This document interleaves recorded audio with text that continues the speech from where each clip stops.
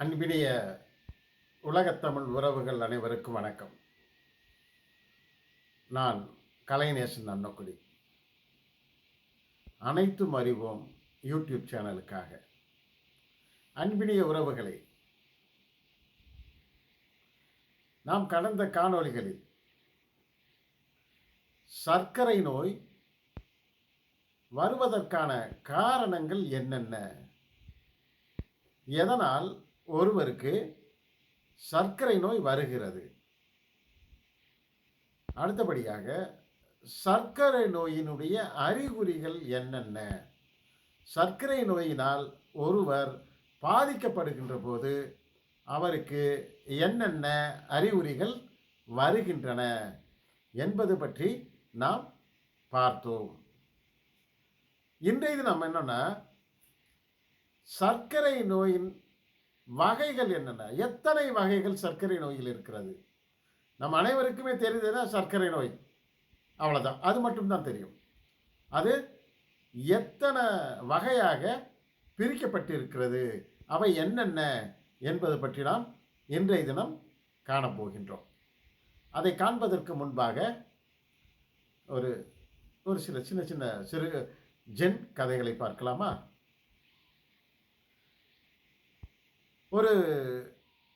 ஒருவர் ஆற்றங்கரையில் நின்றுக்கிறார். ஆற்றங்கரையில் அந்த ஆற்றில் தண்ணி போகிறத பார்த்துக்கிட்டே நின்றுருக்கார். அந்த ஆற்றுக்குள்ளே ஒரு ஜென் குரு துறவி, ஜென் குரு குளிச்சுக்கிட்டு இருக்கார். அப்போ ஜென் துறவி கேட்குறாரு, என்னப்பா, எதற்காக ஆற்றின் கரையில் நின்று கொண்டு ஆற்றையே வேடிக்கை பார்த்து கொண்டு இருக்கிறாய் என்கிறார். வா, ஆற்றுக்குள் இறங்கு, ஆற்றுக்குள் இறங்கு என்று கூறுகிறார். அதற்கு கரையில் நின்றிருந்த அந்த மனிதன் சொல்கிறார், ஐயோ எனக்கு வேண்டாம், பயமாக இருக்கிறது. நான் ஆற்றில் இறங்கினால் அந்த ஆறு என்னை அடித்து கொண்டு சென்று விடும், ஆறு என்னை அடித்து கொண்டு சென்று விடும், இழுத்து கொண்டு சென்று ஓடிவிடும், அதனால் நான் ஆற்றுக்குள் இறங்க மாட்டேன் என்று பயப்படுகிறான். அதற்கு அவர் சொல்கிறார்,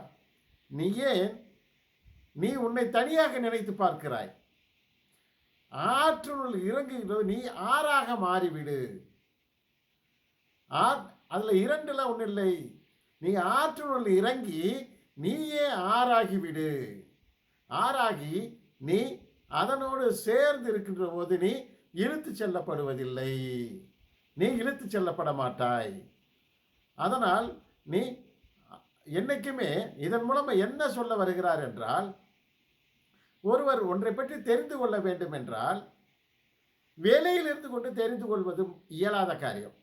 அவர் என்ன செய்ய வேண்டும் என்றால், ஒன்றை கற்றுக்கொள்ள விரும்பினால் அதை படிக்க வேண்டும், அல்லது அந்த தொழிலை செய்ய வேண்டும், அதனுள் இறங்க வேண்டும். நாம் என்ன செய்ய விரும்புகின்றோமோ, ஆசைப்படுகின்றோமோ, அதனுள் இறங்கினால்தான் நாம் கற்றுக்கொள்ள முடியும். அது இல்லாமல் அந்த மனிதன் போல ஆற்றங்கரையில் நின்று கொண்டு ஆற்றை பற்றியும் அதை பற்றியும் நாம் கனவு கொண்டு இருந்தால் ஆற்றை பற்றி அறிந்து கொள்வது இயலாத காரியம். துணிச்சல் வேண்டும். அவர் சொல்வதுன்னா, துணிச்சல் வேண்டும், தைரியம் வேண்டும். எதையும் சந்திக்கக்கூடிய தைரியத்தை நாம் ஒவ்வொருத்தரும் பெற்றிருக்க வேண்டும். இப்போ ஒருத்தர் தோல்வி என்பது எல்லாருக்கும் எல்லா சூழலிலும் வரக்கூடியது தான். உலகளவில் மிகப்பெரிய போட்டிகளில் வென்று இருக்கக்கூடியவர்கள் எல்லாம் ஆரம்பத்தில் தோற்றவர்களாகத்தான் இருப்பார்கள். அனைவருமே எல்லாவற்றிலும் எல்லா நிலையிலும் ஜெயித்து கொண்டு வெற்றி பெறுவது இயலாத ஒரு காரியம். அதனால் தோல்வியை ஏற்றுக்கொள்ளக்கூடிய மனப்பக்குவம் ஒவ்வொரு மனிதருக்கும் வேண்டும். அது இருந்தால் மட்டும்தான் நாம் எதையும் சமாளிக்கக்கூடிய திறமையை பெற்றவர்களாக இருக்க முடியும். அதனால் ஒன்றை செய்ய துணிந்தால், ஒரு வேலை செய்யணும் அப்படின்னா அந்த வேலையை செய்ய துவங்க வேண்டும். சொல்லுவாங்க, 1000 மைல் போக வேண்டும் என்றாலும் முதல் அடி எடுத்து வைப்பது மிக முக்கியமான ஒன்று. 1000 மைல் நீங்கள் நடக்கணும் அப்படின்னா முதல் அடியை எடுத்து வச்சா தானே, 1000 மைல் நாம் நடக்க முடியும். அதுபோலத்தான் ஒரு எதையும் கற்றுக்கொள்ள வேண்டும் என்றால் நீ அதை கற்றுக்கொள்ள துவங்க வேண்டும். நீச்சல் அடிக்க வேண்டும் என்றால் ஆற்றினுள் இறங்க வேண்டும். கரையிலே எத்தனை நாள் காத்திருந்தால் நீச்சல் அடிக்க முடியுமா? கற்றுக்கொள்ள முடியுமா? பயந்தால் எதையும் கற்றுக்கொள்ள முடியாது, எதையும் செய்து முடிக்க முடியாது. அதைத்தான் அவர்கள் என்ன சொல்றார், நீ முதல் இறங்கி விடு, நீ அதுவாக மாறு.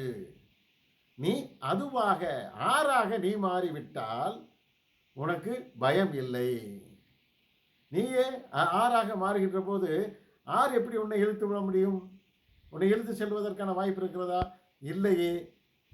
அதனால் ஒருவர் துணிச்சலுடன் எதையும் துணிந்து செய்கின்ற போது மட்டுமே ஒருவர் ஒன்றை கற்றுக்கொள்ள இயலும் என்று அந்த கதையின் வாயிலாக ஜென் சொல்லுகிறது. அடுத்து என்னன்னா, ஒரு பார்வையற்றவர் நடு இரவுல ஒரு ஹரிக்கன் விளக்கு, கையில் லேண்டன் சொல்லுவாங்கல்ல, லாந்தர் விளக்கு, அதுதான் லேண்டன். ஆங்கிலத்தில் வந்து லேண்டன்றது, அது தமிழில் வந்து லாந்தர் விளக்கு ஆகி போயிடுச்சு. அந்த ஹரிக்கனை வந்து என்ன செய்யற, விளக்கை எடுத்துக்கிட்டு அந்த பார்வையற்றவர் நடு இரவில் வந்து ஒரு காட்டு வழியாக நடந்து கொண்டே செல்கிறார். அப்பொழுது அவ்வழியே வந்த ஒருவர் கேட்கிறார், ஐயா, நீரோ பார்வையற்றவர், நீர் எதற்காக இந்த விளக்கை எடுத்துக்கொண்டு நடந்து வருகிறீர்? இது தேவையில்லையே, உங்களுக்கு தான் இரவும் வெளிச்சமும் ஒன்றுதானே, இரவு பகலும் ஒன்றுதானே, பகலிலும் உங்களுக்கு பார்வை தெரிவதில்லை, இரவாக இருந்தாலும் உங்களுக்கு பார்வை தெரியாதே, எதற்காக நீங்கள் விளக்கை கையில் எடுத்துக்கொண்டு செல்லுகின்றீர் என்று கேட்கிறார். உடனே அந்த பார்வையற்றவர் கூறுகிறார், இந்த விளக்கை எடுத்து செல்வது வந்து எனக்காக அல்ல, இந்த விளக்கை வந்து நான் எடுத்து செல்வது எனக்காக அல்ல, எதிரிலே வருகின்றவர்கள் என் மீது மோதி விடாமல் இருப்பதற்காக, அவர்களுக்காக, பிறருக்காகத்தான், என் எதிரிலே வந்து கொண்டு இருப்பவர்களுக்காகத்தான் நான் இந்த விளக்கை நான் எடுத்து செல்கிறேன் என்று கூறுகிறார். இதில் வந்து என்னன்னா, ஒன்று, இவர் வந்து தன்னுடைய சுயநலத்துக்காக அந்த விளக்கை எடுத்து செல்லவில்லை, பிறருடைய நலத்திற்காக, மற்றவர்களும் மோதி கீழே விழுந்து விடக்கூடாது என்பதற்காக. ஏன்னா அவருக்கு, பார்வையற்றவருக்கு எந்த நிலையிலும் போக முடியும், ஏன்னா அவருக்கு விளக்கு இருந்தாலும் இல்லை என்றாலும் ஒன்றுதான். அதனால் விளக்கினால் அவருக்கு எந்த பயனும் இல்லை, அந்த பார்வையற்றவருக்கு அந்த விளக்கினால் எந்த பயனும் இல்லை.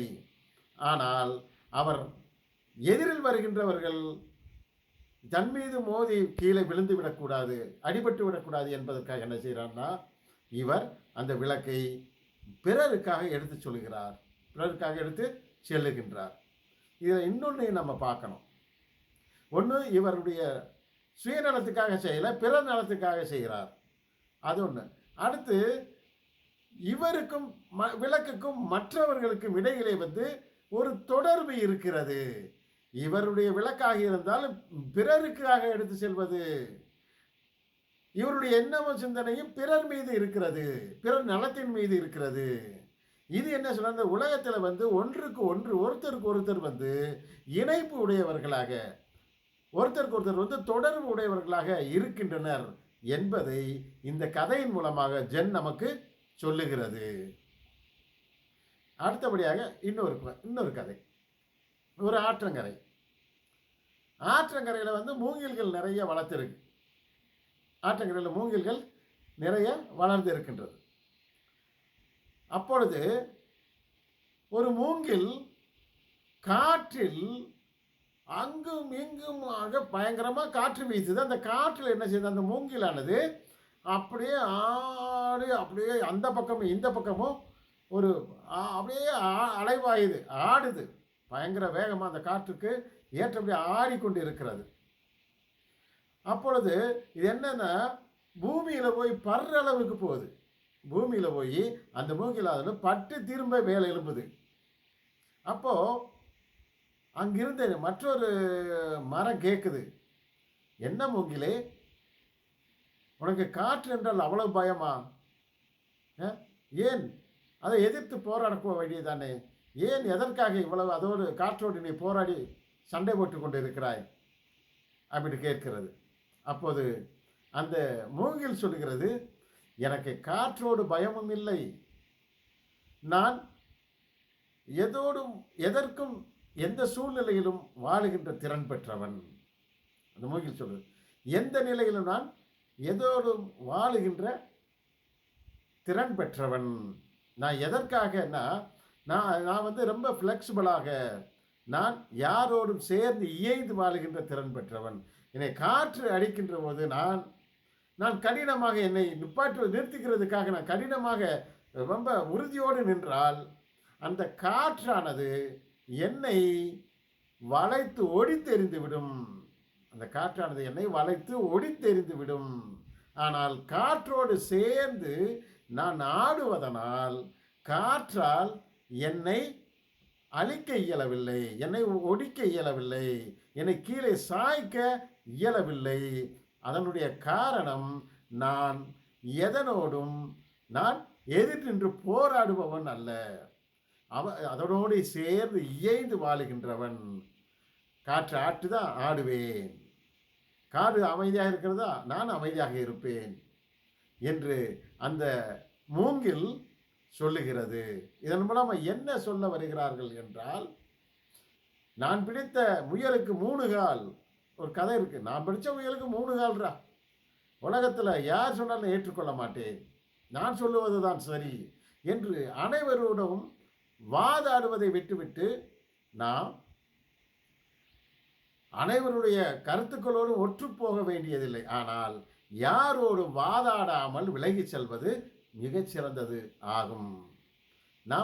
நாம் நம்மை பிறருக்காக பிறரோடு போராடாமல் நாம் வளைந்து நெளிந்து நேக்கு போக்குன்றாங்கல்ல, அது மாதிரி செல்வது மிகவும் நல்லது, அது மிக உயர்ந்தது என்று இந்த கதையின் மூலமாக சொல்லுகின்றனர். அதனால் நாம் அடுத்தது பார்க்கலாமா? இது ஜென் கதை.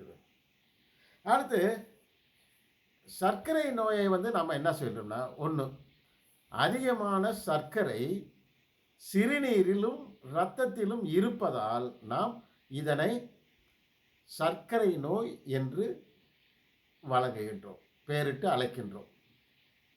அடுத்து என்னென்னா, இதுக்கு இன்னொரு பேர் இருக்குன்னா நீரிழிவு நோய் அப்படின்னு சொல்கிறோம். நீரிழிவு நோய். இன்னொன்று நீரழிவு நோய். நீரிழிவு எல்லாமே சர்க்கரை நோயை குறிக்கக்கூடிய வேறு பெயர்கள்.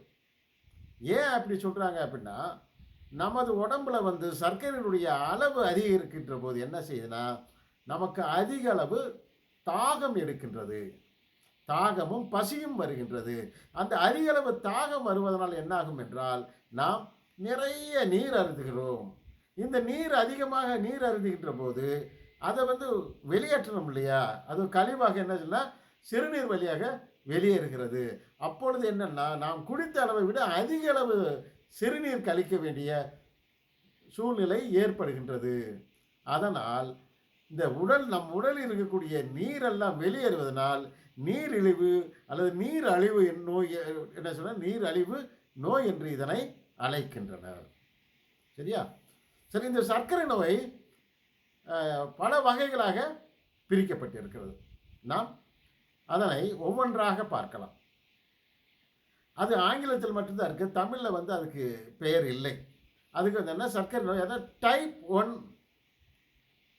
டயபெட்டிக், டைப் 1 டயபெட்டிக் அப்படின்றது முதல் ஒன்று. இந்த டைப் 1 டயபெட்டிக்ன்றது என்னென்னா, நம்ம உடம்புல நோய் எதிர்ப்பு தன்மை இயற்கையிலேயே இருக்கிறது. இந்த நோய் எதிர்ப்பு தன்மை உள்ளது என்ன செய்யுதுன்னா, பாங்கிரியாஸ் இருக்கு இல்லையா, பாங்கிரியாஸ்ன்றது கணையம். கணையத்தினுடைய நம்ம இந்த இதில் என்னென்னா, கணையத்தினுடைய பணி என்னன்னு முன்னாடியே சொல்லியிருக்கேன். கணையத்தினுடைய பணி இன்சுலின் சுரப்பது. இன்சுலின் எதற்காக? இரத்தத்தில் இருக்கக்கூடிய சர்க்கரையை அது என்ன செய்கிறது என்றால், அது சக்தியாக மாற்றி இரத்தத்தோடு கலந்து நம் உடலில் இருக்கக்கூடிய செல்கள் அனைத்திற்கும் அனுப்புகிறது. அதனுடைய பணி அதுதான். இந்த இன்சுலினை சுரக்கக்கூடிய செல் எதுனா பீட்டா செல்ஸ். அதுக்கு பேர் என்ன? பீட்டா செல்கள். இந்த பீட்டா செல்கள் எங்கே இருக்குன்னா கணையத்தில் இருக்கு. இப்படி இருக்கக்கூடிய பீட்டா செல்களை நம்ம நோய் எதிர்ப்பு தன்மை உள்ள செல்கள் என்ன செய்யுதுன்னா அழிச்சிருது. கணையத்தில் இருக்கக்கூடிய அந்த பீட்டா செல்களை அழித்து விடுவதால் அது என்ன ஆகுதுன்னா அந்த கணையம் இன்சுலினை சுரக்க இயலாமல் போய்விடுகிறது. இதனை நாம் என்ன சொல்கிறோம் என்றால் டைப் 1 டயபெட்டிக் அப்படின்றோம். இதில் ஒரு என்னன்னா இது அதிகமாக குழந்தைகளை மட்டும்தான் தாக்கும். இது அதிகமாக குழந்தைகளை மட்டுமே தாக்கக்கூடிய ஒரு நோயாகும். Type 1 diabetes. இவங்க என்னன்னா இன்னொரு பேர் அவர்களுக்கு இருக்கிறது. என்னன்னா இன்சுலின் டிபெண்டன்ட். இவர்கள் இன்சுலினை மட்டும் சார்ந்து வாழ்பவர்கள். இன்சுலின் இவர்களுக்கு உயிர் வாழ்க்கை, உயிர் மருந்து. Insulin insulin therapy. இது என்ன சொல்றோம்னா இவங்களுக்கு இன்சுலின் தெராப்பி என்பது மிக மிக முக்கியமான ஒன்று. அவர்களுக்கு தொடர்ந்து ஏன்னா அவளுடைய கணையம் இன்சுலின் சுரப்பதை முற்றிலுமாக நிறுத்தி விடுவதால் இவர்களுக்கு பிறந்ததிலிருந்தே நாம் என்ன செய்ய வேண்டும் என்றால் இன்சுலின் கொடுத்து இன்சுலின் செலுத்தி அவர்களை காப்பாற்றுவது அவசியமான ஒன்று. அவர்கள் இன்சுலின் அவர்களுக்கு செலுத்துவதன் மூலமாக மட்டுமே நாம் அவர்களை காப்பாற்ற முடியும். அவர்கள் இன்சுலினை சார்ந்தே இருப்பதனால் அவர்கள் உயிர் வாழ்வதற்கு இன்சுலினை சார்ந்தே இருப்பதால் இவர்களை என்னவென்று அழைக்கிறார்கள்? Insulin dependent. இன்சுலினை சார்ந்து உயிர் வாழ்பவர்கள் என்று அழைக்கின்றனர். இது ஒரு வகை. அடுத்து டைப் 2 டயபெட்டிஸ். இந்த உலகத்தில் இருக்கக்கூடிய 80% பேர் டைப் 2 டயபெட்னால சர்க்கரை நோயினால் பாதிக்கப்பட்டவர்கள். இந்த உலகத்தில் இருக்கக்கூடிய 80% பேர் எதனால் பாதிக்கப்பட்டிருக்காங்கன்னா இந்த டைப் 2 டயபெட்னால சர்க்கரை நோயினால் பாதிக்கப்பட்டிருக்கிறவர்கள். இது எதனால் வருகிறது அப்படி என்றால் இது அந்த சர்க்கரையில் இருக்கக்கூடிய பணியை சர்க்கரையிலிருந்து சத்தாக மாற்றக்கூடிய பணியை செய்கின்ற போது என்ன நடக்கிறது என்றால் இரத்தத்தில் இதனுடைய செல்கள் இந்த இன்சுலின் இரத்தத்தில் இருக்கக்கூடிய அணுக்களை செல்களை என்ன செய்யணும்? உள்ள நுழைஞ்சணும். சர்க்கரையினுடைய அணுக்களில் உள்ள நுழைஞ்சாதான் அது என்ன செய்யணும்னா அவற்றை சத்தான ஒன்றாக மாற்ற முடியும், சத்தாக மாற்ற முடியும். ஆனால் இந்த இன்சுலின் ஹார்மோன்களை இரத்தத்தில் இருக்கக்கூடிய செல்கள் உள்ள அனுமதிப்பதில்லை, உள்ளே எளிதாக அனுமதிப்பதில்லை. உள்ளே அனுமதிக்காம என்னன்னா இந்த ஹார்மோனை ரெசிஸ்டன்ட் தடுத்து நிப்பாட்டுகிறது. அது தடுக்கிறது. அதை அப்படியே லாக் போட்டுக்கிறது, அடைச்சிக்கிறது, கதவை அடைச்சிக்கிறது மாதிரி இந்த செல்கள் என்ன செய்யணும்? இந்த ஹார்மோனை உள்ளே விடாமல் தன்னுடைய செல்களுக்குள் விடாமல் தடுத்து நிறுத்தி விடுகிறது. இவ்வாறு தடுத்து நிறுத்துவதால் என்ன ஆகும்னா சர்க்கரையில் இரத்தத்தில் சர்க்கரையினுடைய அளவு மிகவும் அதிகரிக்கிறது. இதனால் என்ன ஆகிறது என்றால் சர்க்கரை நோய் வருகிறது. இதற்கு டைப் 2 டயபெட்டிஸ் என்று பெயர். டைப் 2 டயபெட்டிஸ் என்று பெயர். இதற்கு 2 வகையான மருந்துகள் இருக்கிறது. ஒன்று வாய் வழியாக உட்கொள்ளக்கூடிய ஓரல் பில்ஸ், வாய் வழியாக உட்கொள்ளக்கூடிய மருந்து மாத்திரைகள் இருக்கின்றன. அதற்கு அடுத்தபடியாக என்னென்னா இன்சுலின். இது நமக்கு அந்த டைப் 2 அவங்களுக்கு இன்சுலின் போட்டாலும் ஏற்றுக்கொள்ளும்.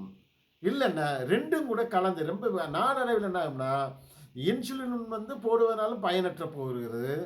அடுத்து வெறும் மாத்திரைனாலும் பயன் தராத போது என்ன செய்கிறான்னா, இன்சுலினையும் மாத்திரையும் சேர்த்து இந்த நோயாளிகளுக்கு தருகின்றனர்.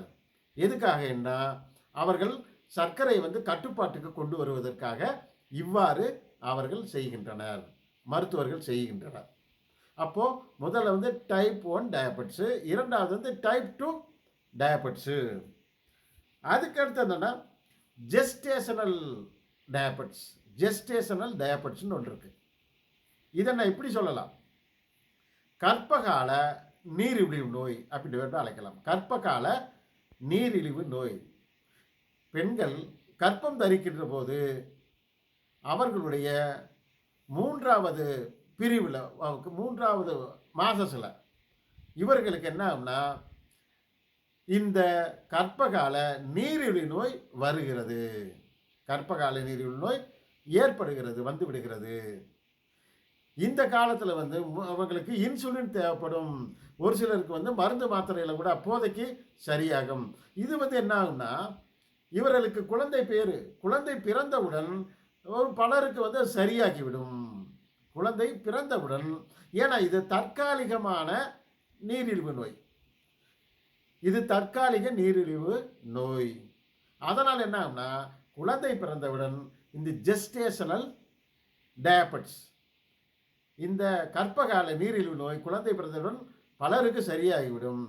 ஆனால் ஒரு சிலருக்கு என்ன ஆகும்னா, இதுவே டைப் 2 சர்க்கரை நோயாக அப்படியே அது போய்விடும், சர்க்கரை மாறிவிடும். டைப் 2 சர்க்கரை நோயாக இந்த தற்காலிக கர்ப்பகால சர்க்கரை நோயானது அப்படியே டைப் 2 சர்க்கரை நோயாக மாறிவிடும். அதனால் அவர்கள் உரிய நேரத்தில் தகுந்த மாத்திரை மருந்துகளை எடுத்துக்கொண்டு அவர்கள் இந்த தற்காலியிலிருந்து நம்ம கட்டுப்பாட்டுக்கு கொண்டு வர முடியும், கட்டுப்பாட்டில் வைத்திருக்க முடியும். அதுக்கு அடுத்தபடி என்னென்னா, இது என்ன லேடா அப்படின்னு சொல்கிறாங்க. இது என்னென்னா, இது டைப் 1 டயபெட்டிஸ் இருக்குல்ல, அதே மாதிரி தான். ஆனால் டைப் 1 என்ன குழந்தைகளுக்கு வரும். ஆனால் இது என்னென்னா அதே மாதிரி தான். அது என்னென்னா, அதனுடைய நோய் எதிர்ப்பு தன்மை உள்ளது பேங்க்ரியாஸினுடைய பீட்டா செல்ஸை அழிச்சிரும். அதனால் அவங்களுக்கு அவங்களுடைய கணையம் இன்சுலின் சுரக்க முடியாத ஒன்றாக மாறிவிடும். அதனால் குழந்தை பருவம் முதலாக அவங்க என்னன்னா இந்த இன்சுலினை சார்ந்தவர்களாக இருப்பார்கள். அது குழந்தைகளுக்கு. இந்த லேடால் என்னென்னா, இவர்களுக்கு என்னென்னா இந்த நோயானது 30 வயதுக்கு மேல் தான் வரும். அது குழந்தைகளுக்கு வருது. இந்த லேடா எப்படின்னா, இது பெரியவங்களுக்கு அடல்ட்டுக்கு எப்படின்னா 30 வயசுக்கு மேலே இந்த நோய் எப்பவும் வரலாம். 30 வயசுக்கு மேலே எந்த நிலையிலும் இந்த நோய் தாக்கப்படலாம். இது லேடா அப்படி சொல்கிறாங்க. அடுத்து என்னென்னா மோடி, MODY. இது ஒரு முறை என்னென்னா maturity onset diabetes of youngsters. Maturity onset diabetes of youngsters. இளைஞர்களுக்கு வரக்கூடிய ஒரு இது என்னென்னா, இது ஒரு மியூட்டேஷனால், அவருடைய ஜீனில் ஏற்படுகின்ற திடீர் மாற்றத்தினால் வரக்கூடிய டயபெட்டு. இது ஒரு நோய். இது அவர்களுடைய ஜீனில் வரக்கூடிய ஒரு நோய். ஜீனில் திடீர் மாற்றத்தின் மூலமாக வரப்போகுது. அது என்ன கணையத்தை பாதிக்குது. இந்த கணையம் பாதிப்பது பாதிக்கப்படுகின்றது என்ன ஆகுதுன்னா, அந்த கணையமானது இன்சுலின் சுரப்பதை நிறுத்தி விடுகிறது. அதனால் இது எந்த நோய் வருகிறது, எது சர்க்கரை நோயின் அவர்களுக்கு வந்து விடுகிறது. இந்த எப்படின்னா, இது 25 வயசுக்கு முன்னாடி வரும் இருக்கிறவங்களுக்கு. 25 வயசுக்கு உள்ளே இருக்கிறவங்களுக்கு இந்த நோயானது வரும். Maturity onset diabetes of youngsters. இந்த நோய் MODY. அந்த நோய் அதுக்கு வந்து சுருக்கமாக அந்த நோய் வந்து பாதிக்கப்படுறாங்க. அடுத்தடுத்துன்னா செகண்டரி டயபெட்டிஸ், இரண்டாம் நிலை சர்க்கரை நோய். இரண்டாம் நிலை சர்க்கரை நோய். இரண்டாம் நிலை சர்க்கரை நோய் அப்படின்னா ஒருத்தருக்கு இப்போ கணையம் வந்து இருக்குது, கணையத்தில் வந்து அடிபட்டுச்சு அப்படின்னாலும் அந்த கணையம் நோயினால் பாதிக்கப்பட்டதோ அப்படின்னாலும், இல்லை அந்த கணையத்தில் ஏதாவது ஒரு சர்ஜரி அறுவை சிகிச்சை மேற்கொள்ளப்படுவதாலோ அந்த கணையமானது பாதிக்கப்படுகிறது. அந்த பாதிப்பினால் அந்த கணையம் இன்சுலின் சுரப்பதை நிறுத்தி கொள்கிறது. அதனால் வரக்கூடிய அந்த சர்க்கரை நோய்க்கு வந்து செகண்டரி டயபெட்டிஸ் என்று பெயர். அடுத்து ப்ரீ டயபெட்டிஸ். இது என்னென்னா முன்னிலை, அதாவது ப்ரீ டயபெட்டிஸ்னா டயபெட்டி வர்றதுக்கு முன்னாடியே ஒருத்தருக்கு வந்து உடலில், அதாவது ஒரு நல்ல ஆரோக்கியமான மனிதனுக்கு இருக்கக்கூடிய அந்த சர்க்கரையினுடைய அளவை விட இது அதிகமாக, அதாவது குறைவாக இருக்கலாம், அல்லது சர்க்கரை நோயாளியை விட அதிகமாக இருக்கலாம். இப்படி குறைவாகவோ அதிகமாகவோ நார்மலாக இல்லாமல் இருப்பதனால இதை வந்து ப்ரீ டயபெட்டிஸ், அதாவது முழுமையாகவும் டயபெட்டிஸாக இருக்க மாட்டாங்க, ஆனால் அவங்களுக்கு வந்து இந்த சர்க்கரை நோயினுடைய பாதிப்பு வந்து இருக்கும். அவர்கள் முழுமையான டயபெட்டிக் சர்க்கரை நோயாளியாகவும் இருக்க மாட்டார்கள். அடுத்து அவர்கள் அதாவது சர்க்கரை நோய் பாதிக்கப்படாதவராகவும் இருக்க மாட்டாங்க. இது வந்து ப்ரீ டயபெட்டிஸு.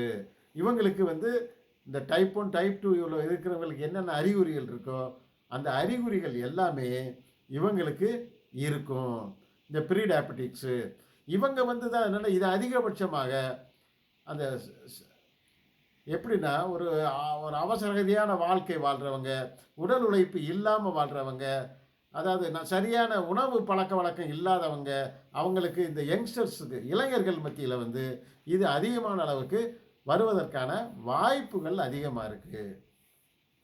இது என்னென்ன நாளடைவில் இவர்கள் சரியான உடல் உழைப்பும் சரியான உணவு பழக்க வழக்கங்களும் இல்லை என்றால் இந்த ப்ரீ டயபெட்டிக்ஸ் ஆனது நாளடைவில் டைப் 2 டயபெட்டிக்ஸாக மாறிவிடும் ஆபத்து இருக்கிறது. ஆரம்பத்திலேயே பார்த்து அவங்க வாழ்க்கை முறையை மாற்றி அமைத்து கொண்டால் அவர்கள் இந்த டைப் 2 டயபெட்டிஸ்லேருந்து தப்பிக்கலாம்.